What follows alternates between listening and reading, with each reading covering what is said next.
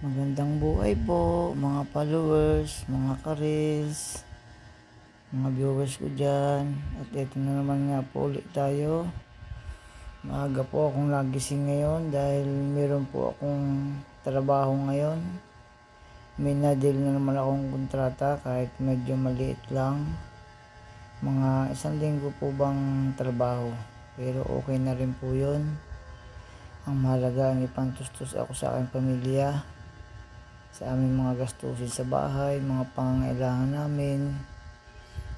Malaking tulong po ito sa amin din kahit papaano.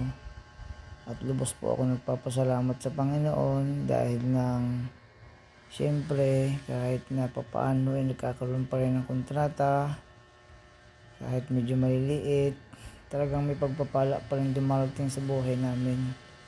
Ito na nga po ngayon guys, ligo na ako. At papasok namin ay alas 7.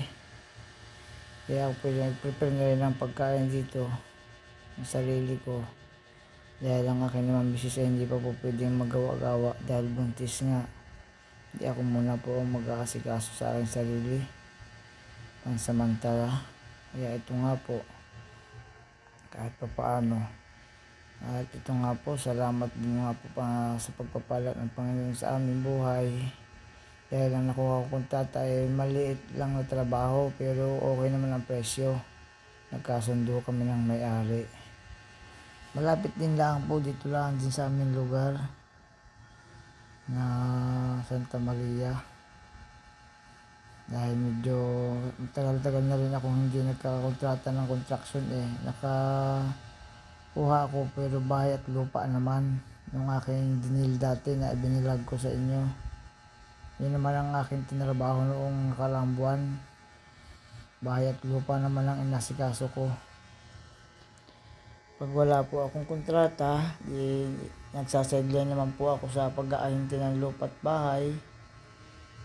Kung sino man po dyan gustong bumili ng lupa at bahay, mayroon po ako ditong nakatabi ng mga master list na pwede nyo puntahan, pwede nyo akong kontakin. Pwede po kung gusto nyo naman, kung magugustuhan niyo may lupa na walang nakatayong bahay, may bahay at lupa maganda pero sulit, budget pack lang ang budget nila, ang presyo hindi man kamahalan, tama lang po, higa nga. Yan nga po, kaya katulad ngayon wala naman akong munang bayar ngayon, ay di ngayon ikontrata muna kaya atupagin muna uli. Bahay naman, magagawa naman ako ng bahay. At ang nakuha ko po ngayon ay bakod naman. Babakod ako. Umpisa ngayon.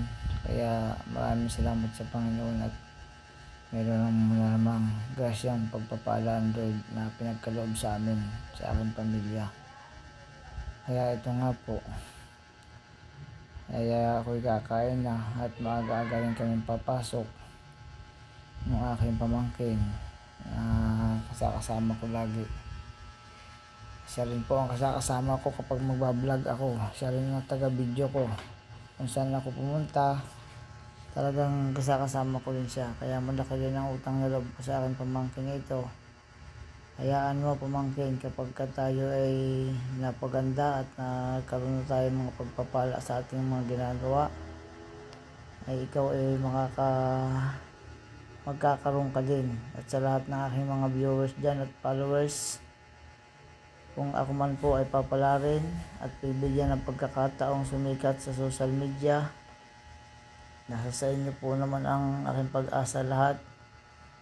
Kayo po ay hindi rin mawawalan at maaambunan po kayong lahat. Kailangan ko pong din tumulong sa mga nangangailangan. Dahil ako'y nagdaan din po sa ganyan, mahirap din ang buhay. Kaya ako'y gumagawa ng paraan para kahit papaano maamsa naman ang aming mga sikmura. Dahil talagang sa hirap nga ng buhay ngayon, kahit na ano gagawin mo, pero sa tamang paraan lang, hindi sa maling paraan. Kaya ako po ay nagpapasalamat kahit pa paminsan-minsan. Ay ito nga po, unti-unti na tayong nakikilala sa social media. Kaya malaki pong utang na loob po sa inyo, sa inyong mga followers, viewers, mga nagla-like and share. At unang-una sa Panginoon, dahil sa Kanya lahat ng pag-asa. Kung ano man mga ano natin, nasa Kanya lahat. Siya nagbibigay sa atin ng kalakasan, mga malakas na katawan at mga pagpapalang pinagkakaloob. Siya, hanggang dito na lang po guys ang aking video. Sana po'y pagpalain kayong lahat, mga viewers at followers ko dyan. Pagpalain tayong lahat ng Panginoon. Maraming salamat po. God bless you all. Bye-bye.